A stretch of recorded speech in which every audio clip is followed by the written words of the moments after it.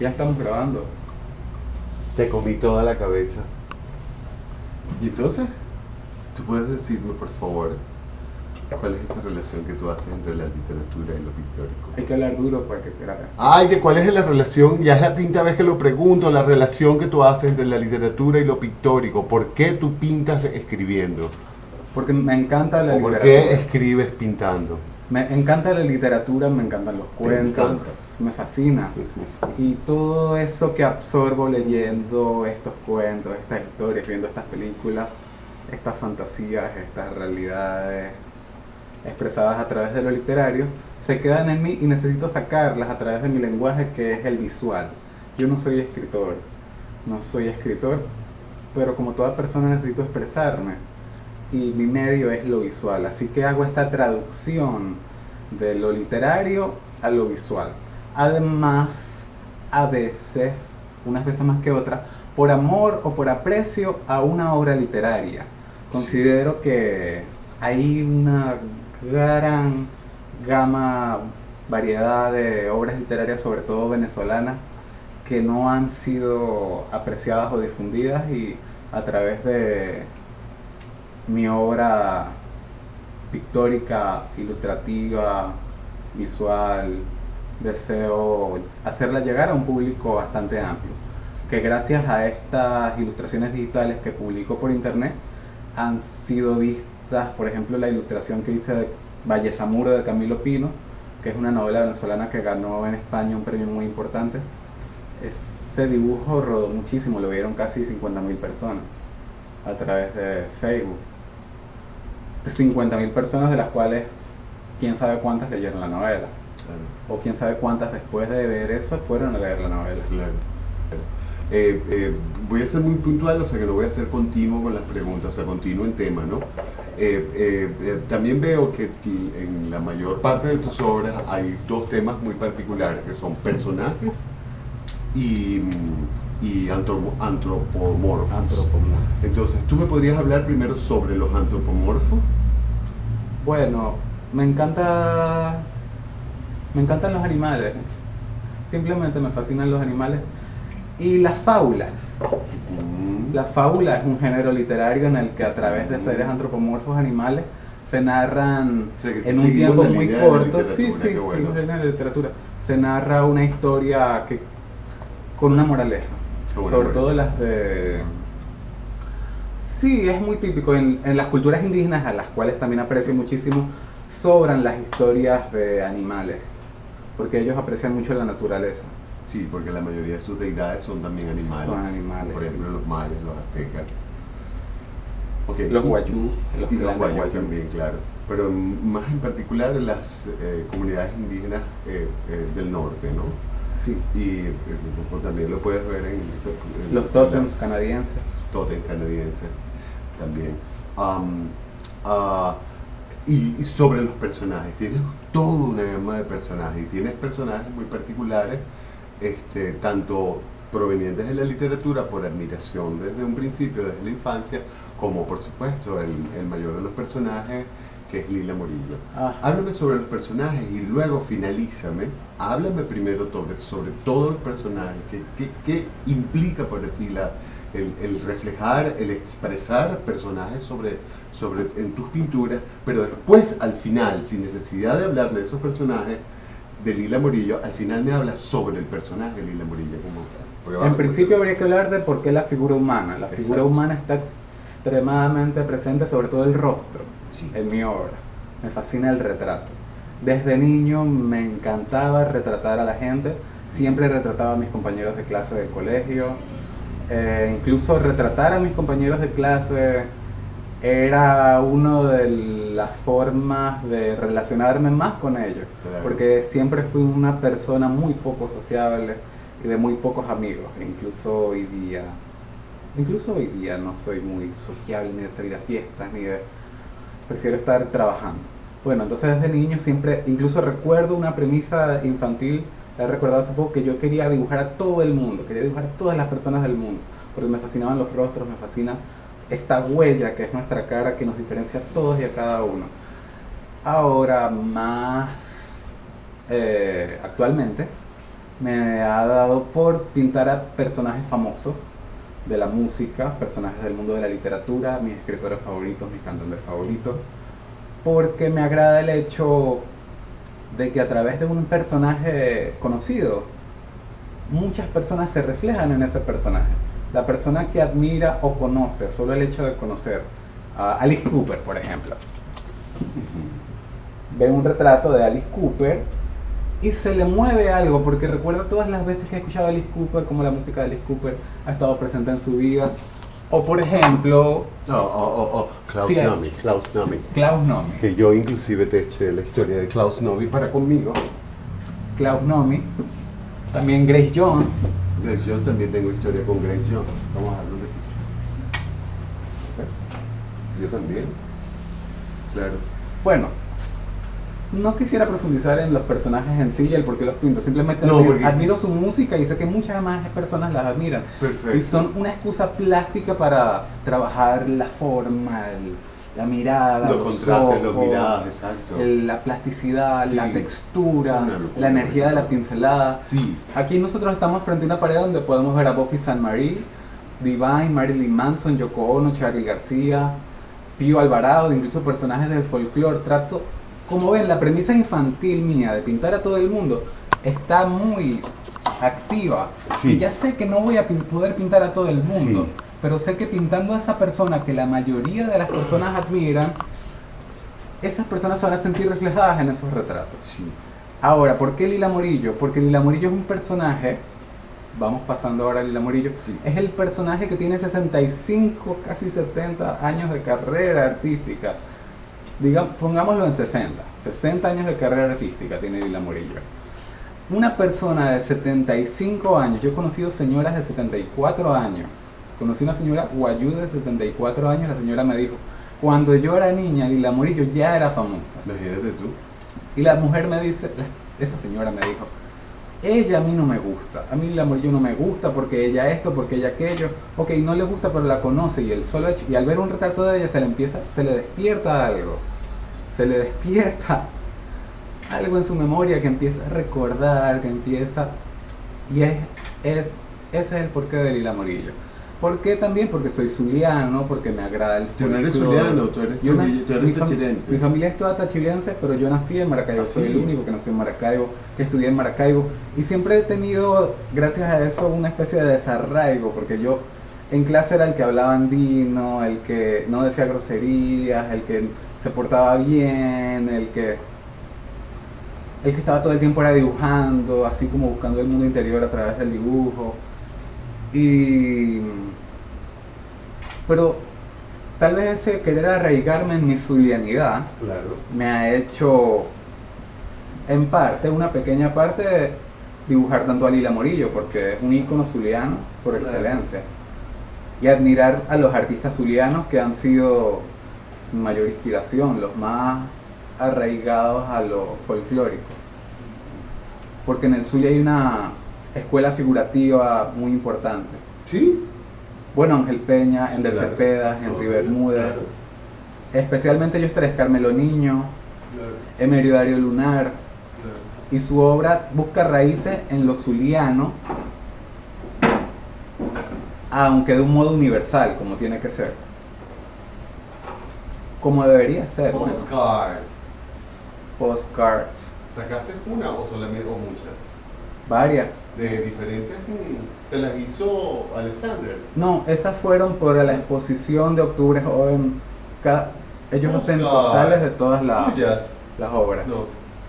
Tenía algunos de mis que compré yo intervenidos por el oro. Ah, intervenidas. Ajá. ¿No quieres seguir la entrevista? Sí. Sí, sí. ¿Se emociona? Sí. Otra vez. Sí. Es que faltó uno. Ajá, el dinosaurio metalero. Sí, sabía que había faltado uno. Sí. La particularidad de los ojos y la duplicidad de los ojos. La particularidad de los ojos y la duplicidad. Mira, de los parece ojos. una obra de Gabriel García, de Gabriel Bracho, Sí, ¿verdad? tal cual. quisiera Tal cual. estudiar un poco más la obra de él porque ha sido, sinceramente, difícil conseguir publicaciones. Bueno, No, pero consigues muchas tesis de grado de ¿Sí? lista. Sí, tienes Voy a que buscar. ver tesis de grado y ya existe el libro de... me preguntaste algo. Sí, te pregunté por qué los ojos y por qué la duplicidad de ellos. Porque la mirada es la parte más importante del retrato, ¿no? La mirada es la ventana del alma.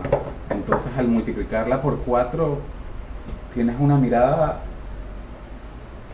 Mucho más amplia. más amplia, sorprendente y, digamos, psicodélica, surrealista, metafísica. Es como una mirada penetrante. No sé si hay algún Pero fíjate que es ejemplo. impresionante y también hay una dicotomía. Tus miradas también mantienen la dicotomía de ojos cerrados o ojos entrecerrados o entreabiertos.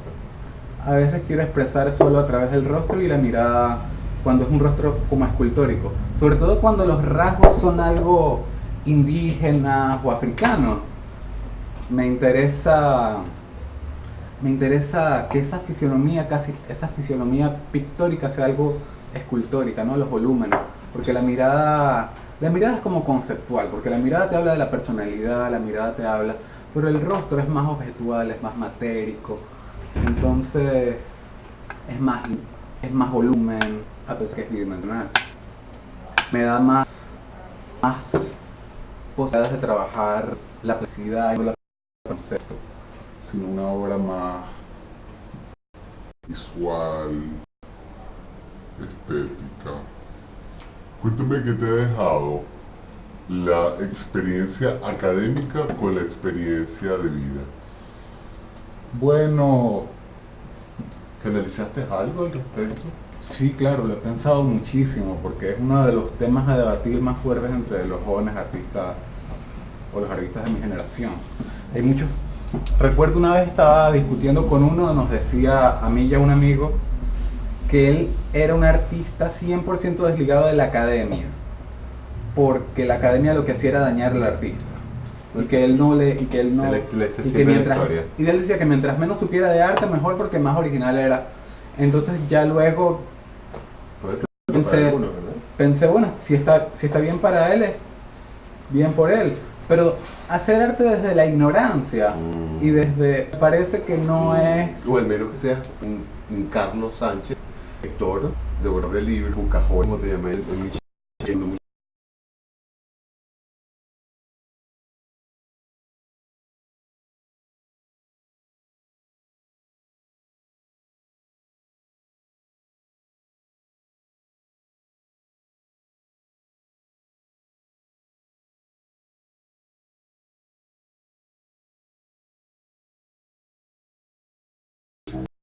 literal, un hombre que está siempre pendiente de todas las vanguardias existentes, así sean plásticas, de diseño, Mira, literaria, Si uno etcétera, estudia.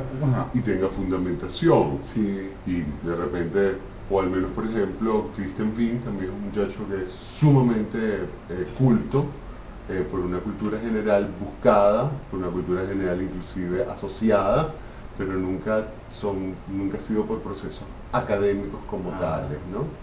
Entonces, al menos que sea así, pero yo también creo exactamente en lo Para que mí tú- la universidad fue decisiva, porque el oír a los profesores hablarnos de su experiencia cuando viajaban a Europa, a Hernán Alvarado, de cuando conoció a Francis Bacon, por ejemplo, a Hernán Alvarado de cuando su esposa vio a Cortázar, a Luis Gómez de cuando viajó por Bélgica, de la arquitectura, de cómo vender un cuadro, de cómo preparar un cuadro, de cómo manejar la pintura. Douglas Bermúdez, en verdad, creo que fue el profesor que más influyó sobre mí. Sí, porque Douglas Bermúdez también tiene la particularidad de tener, de reivindicarse con los retratos y de tener una particularidad de esos retratos, las manifestas tú. Quizás tienes antropomórfica, tienes una mirada de profundidades, Sí, sí, de sí. otras lecturas que te pueden producir insignificantes. Pero no es tanto de por- mirada. ajá. Él tenía enfermos mentales, Sí. sus procesos mentales, bueno, que también hace toda una gama de expresiones faciales que le da a él una riqueza en sus dibujos. Tiene, Sí. tiene mucha relación. Sí, pero no solo la observación de su obra que influyó, pero nunca tanto como el hablar con él, porque él viene del Armando Rivera en Caracas, que tenía un programa exageradamente intelectual. Entonces él veía un cuadro y nos preguntaba: ¿qué significa esto? ¿Por qué hiciste esto? ¿Qué artista te influyó? ¿Qué querías expresar acá? ¿Y por qué querías expresar acá? Y nos decía: no, eso no me parece tan bien, investiga esto, lee esto. Era demasiado exigente en cuanto a la forma y en cuanto al concepto. Él decía que el concepto y la forma sí, que tenían que estar unidos y que teníamos que saber justificar lo que hacíamos, el por qué lo hacíamos, que teníamos que leer, que teníamos que manejar un discurso coherente. Además me dio casi que 4 talleres. Qué bueno. Qué bueno. Es muy bueno con el verbo y con la expresión plástica. En verdad es una especie de... Hay una particularidad en ti por el que vio Víctor Femayor y que admiró muchísimo, que era precisamente tu trabajo corporal. Ajá. Pero ese trabajo corporal que incluso lo podemos ver aquí, lo veo en lo que he visto de las 400 obras que he visto.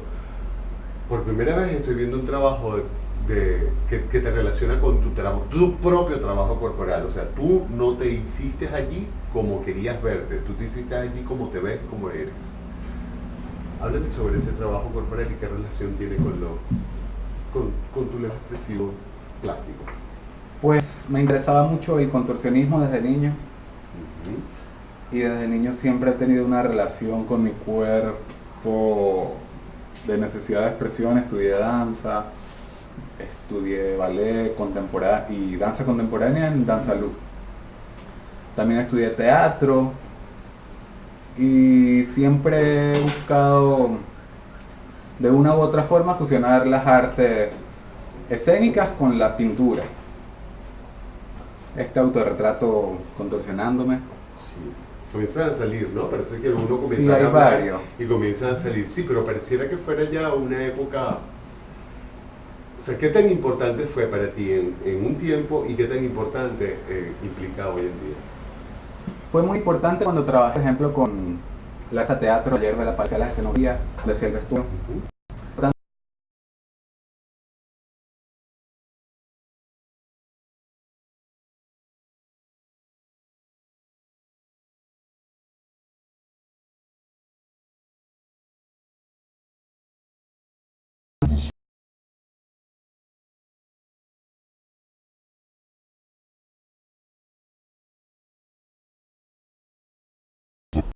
Y estábamos en un cuarto croata y siempre los veía ensayando y yo sentí una identificación tan fuerte con los artistas de circo. ¿Por qué? Porque ellos ensayan 8 horas diarias, 7 horas diarias, y a mí en pintura también me interesa mucho ese trabajo de horas diarias, mientras que otros artistas plásticos no trabajan tanto por esa rutina. A mí sí, para mí la pintura es algo físico porque tiene una exigencia de estar sentado o parado pintando tantas horas. La pincelada, la rapidez de la pincelada equivale también a lo artístico. Claro. A veces que se vea la pincelada, que se siente ese ritmo. Es una forma de bailar con el pincel y con la pintura. La ¿Tú pintura crees que también tus obras son Yo coreografiadas? trato de que mi pintura baile. Yo quiero que la pincelada se vea, se sienta el ritmo de la energía. Y en eso también influyó mucho mi relación con los hijos de Francisco Jun. Y tanto tiempo que pasé ameno en su casa observando sus obras y hablando con ellos. Porque viste que ese proceso de Jun, que es una maravilla, que es lo gestual, la gestualidad, ¿era parte de tus procesos o podría pertenecer a parte de tus procesos? De tus procesos, fíjate que no te estoy hablando de tus obras, o sea, no es que querías alcanzar en la obra una obra Jun, sino que querías alcanzar una gestualidad que implicaba mucho en el trazo y en la corporalidad, te entiendo. Una gestualidad que no está solo presente en Jun, es una gestualidad que Jun aprendió también de su estudio del arte europeo, Claro. y del arte chino, innegablemente, de la pincelada Realmente china. quiero quizás Jun crea el gestualismo. Kuhn no es... Kuhn tiene unas experiencias, unos fundamentos, pero crea el gestualismo, y crea el gestualismo a partir de su condición de chino, Sí. a partir de su condición de artes marciales, a partir de diferentes condiciones, por ejemplo, de ser un niño de la guerra y de tener que esquivar con el cuerpo bombas o tiros. Entonces, Kuhn no es un elemento que asume de una academia europea, es un elemento que crea. Por eso es que Kuhn es grande, porque son dos artistas en el mundo quienes hacen nacer el gestualismo. No, bueno, yo me refería al hecho de que tú ves algunas obras clásicas de cerca y se ve que están pintadas rapidísimo, Totalmente. como Boldini, que lo estaba estudiando hace muy poco. Ves una obra de Boldini de 1908 y ves que hizo el vestido de 3 pinceladas. Sí. Yo estoy seguro de que Kuhn, cuando vivió en Francia, vio algo de eso y lo tuvo que... Seguramente. Estoy seguro, Seguramente. pero su aporte es innegable. Sí. Su aporte Porque es un innegable. aporte de creación, no es un aporte de asociación ni de asociación por una fundamentación, ¿no? Una creación. Eso es lo importante de Kuhn, que su gestualismo no proviene de un Bacon, no proviene de unos veloces de la pincelada, viene precisamente de un proceso cultural oriental que lo lleva a trabajar su cuerpo. Mira, por a mí me impresionó en una oportunidad.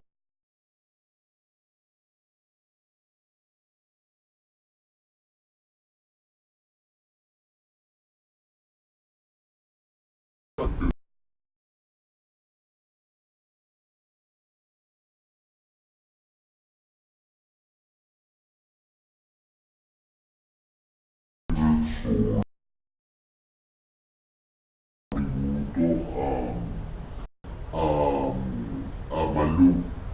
Y todo es absolutamente gestual, absolutamente corporal. Entonces, fíjate, no es una fundamentación ni un ver en otras artes, único que hay relación. Pero bueno, me imagino que en París cuando tal es Picasso.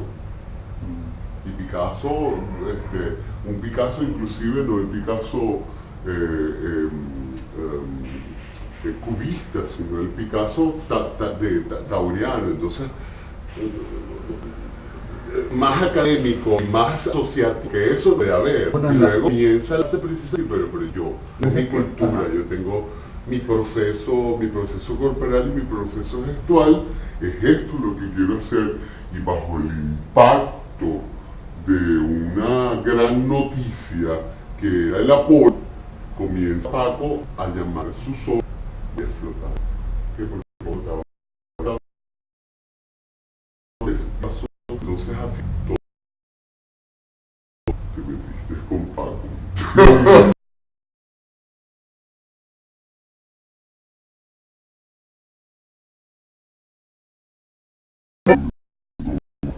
Al respecto, pensé que la relación, pero hay una relación también de misticismo, muy poco visto en tus cuadros, pero muy interesante, porque nos ha interesado mucho, ¿verdad? Hay unos elementos hinduistas, podríamos llamar, Sí. ¿verdad? Tú mejor que nadie podrás hablar mejor de él. Mira, creo que este es más tranquilo, menos pesada y además muy hermoso. Bueno, Ajá. esta es una fusión de Krishna, Cristo, con un dragón chino en un traje de Bolívar, de militar, con una corona también hinduista, en un fondo rosa. Aquí se expresa es mi fe religiosa, que es lo holístico, el buscar lo mejor de cada religión y interpretarlo para buscar una fe universal. Por eso están esas obras que ¿Qué tratan lo es? religioso. ¿Qué Espiritual, pero en verdad una religión específica sería imposible, porque cuando uno estudia todas las religiones y todas las fe, sobre todo las de las tribus indígenas, que no están institucionalizadas, uno piensa, y esta gente cuando se muere por el hecho de que no les dieron un ritual como el nuestro desaparecen. Es imposible.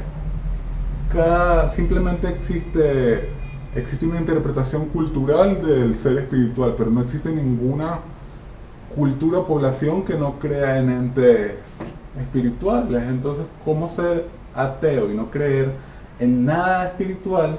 Bueno, eso es súper polémico, entonces es un poco... Sí, por pero eso, me interesa es tú. ¿Cómo no pensar que hay algo más allá si no existe ninguna cultura que no crea en el más allá a su modo local, geográfico, a su modo local? Ok. Dime cómo disfrutas tanto el asunto que vivimos hoy en Venezuela y la política y Chávez y el PSUV. Dime cómo lo disfrutas. Me afecta como a cualquier otra persona. Te afecta, Y te como a afecta. cualquier otra persona, sobre todo espiritual y estéticamente, ¿sabes? Porque el hecho de ver todos estos retratos de políticos y a todos estos políticos a toda hora en la televisión es como que nos están bombardeando nuestro inconsciente, que es como tan sagrado. Uno quisiera poder pensar más en la parte intelectual, en la parte literaria, en la parte artística, que al final la parte cultural es la que construye un país. La parte cultural es la más importante. Uno conoce las culturas antiguas es por el arte que dejaron. Claro. El arte es lo más importante. Claro. Entonces la política quiere tapar al arte, quiere ser más importante que el arte y no debe ser así. No debe ser así. Entonces Estoy totalmente yo de acuerdo hago de contigo. la política arte. Hago de la política arte a través de las viñetas que tratan estos temas políticos, con unos colores extremadamente fuertes, con un trazo extremadamente rápido. Son dibujos que hago muy rápido, como para sacarme esa angustia que me genera a mí, como cualquier otro venezolano, este drama político y económico tan fuerte en el que estamos viviendo. Claro, claro. Carlitos, muchísimas gracias. Has completado Gracias todas mis por expectativas. venir. Todas mis expectativas. Estoy muy encantado. Estoy encantado de por fin tener la oportunidad de trabajar contigo. Y no lo digo de forma leguleya, sino que tú sabes que me moría. Y la verdad es que Yo también. me hubiera gustado que estuviera. Me gusta mucho que vivas aquí en Carora porque descubrí un Carlitos serio, responsable, hombre, un hombre bello. Dame un beso así. Un beso lindo. Y de verdad que, claro, hubiera sido más interesante también que pudiera visitarte con más, pero tampoco tengo los tiempos. Bueno, ¿no? vamos a estar acá. Pero ya puedes apagar esa revista. Despídete. Chao, que estés muy bien. Chao. Oye, espérate. Adiós. Un besito.